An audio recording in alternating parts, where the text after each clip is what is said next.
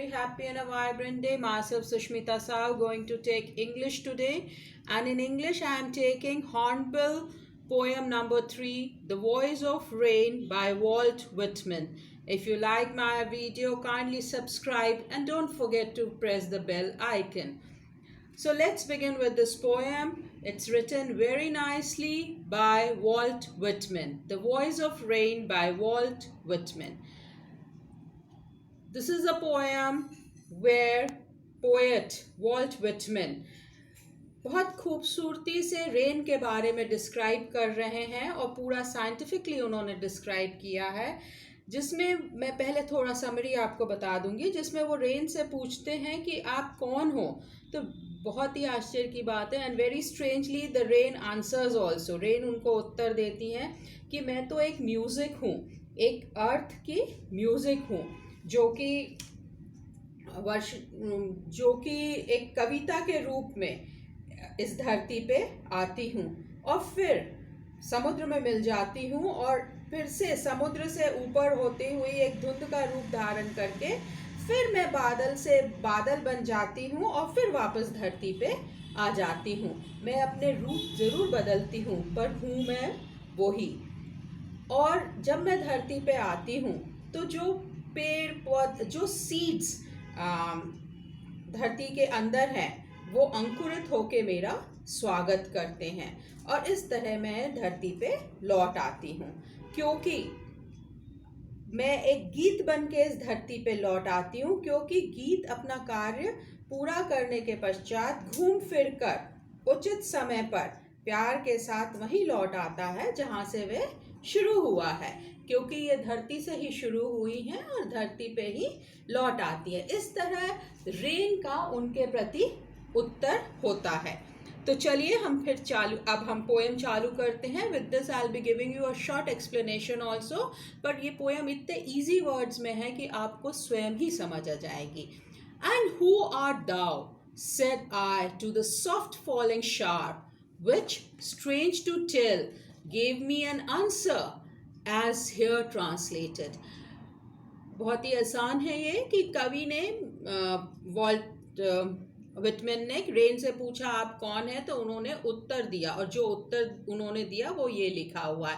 I am the poem of earth, said the voice of the rain, eternal I rise, impalpable out of the land and the bottomless sea. यहाँ पे impalpable का मतलब होता है जिसको कि हम टच नहीं कर सकते हैं। जैसा कि मैंने बताया, रेन कहती है कि मैं तो इस अर्थ की एक पोयम हूँ, एक कविता हूँ जो कि ऊपर उठ गई थी, जिसको कि कोई छू नहीं सकता, और अब फिर वापस इस सी पे आ रही हूँ। Upward to heaven whence vaguely formed, altogether changed and yet the same. मैं ऊपर उठी और वहाँ पे मेरे रूप बदले, पर फिर भी मैं सेम हूँ, फिर भी मैं वही रेन हूँ। I descend to lave the draughts at atomies dust layers of the globe.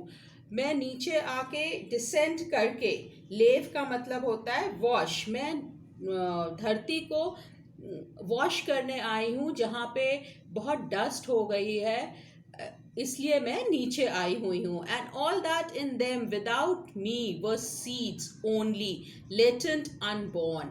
और जो अभी धरती के अंदर सीड्स के रूप में है, जो कि लेटेंट है मतलब हिडन है और अभी तक बॉर्न नहीं हुए हैं, उनको मैं जीवित करने आई हुई हूँ।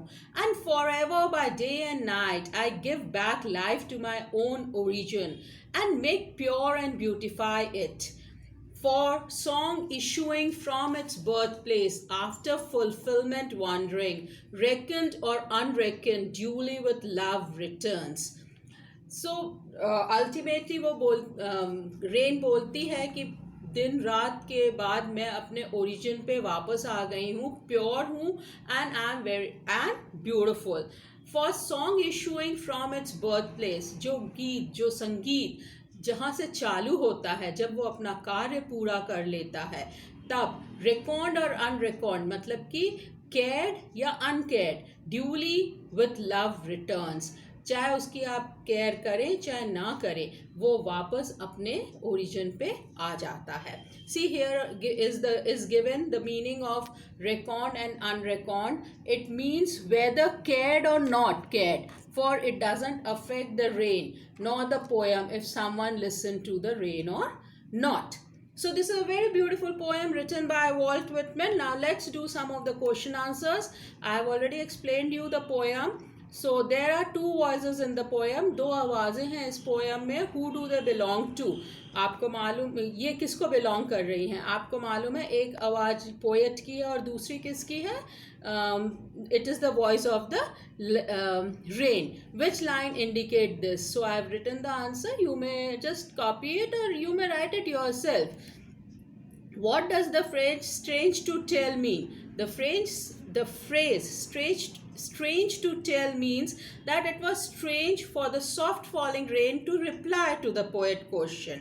So that's why we have used this phrase. There is a parallel drawn between rain and music. Which words indicate this? एक रेन को म्यूज़िक से कंपेयर किया गया है, तो कौन कौन से वर्ड्स ये इंडिकेट करते हैं कि रेन और म्यूज़िक को कंपेयर किया है. सो ये आप खुद भी पोएम को पढ़ेंगे और खुद करेंगे तो ज़्यादा अच्छे से कर पाएंगे. दो I have given the answer. Then how is the cyclic movement of rain brought out in the poem? Compare it with what you have learned in science. देखिए साइंस में भी हम ये पढ़ते हैं कि समुद्र से एवापोरेशन होता है, फिर वो ऊपर एवापोरेशन के रूप में भाप बन के पानी ऊपर जाता है, वहाँ बादल बनता है, फिर बादल के बाद वो कंडेंस होके गिरता है. सिमिलरली इस पोएम में भी रेन्स ने यही बात बताई हुई है. Then why are the last two lines put within the brackets? The last two lines are put within the bracket because they are the observations made by the poet and his thoughts.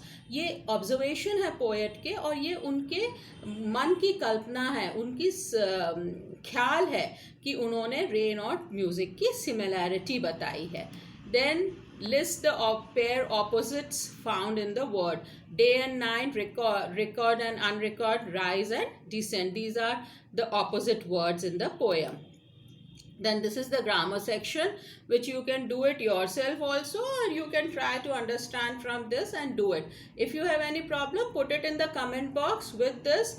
Thank you so much. Thank you. Have a nice day. Bye.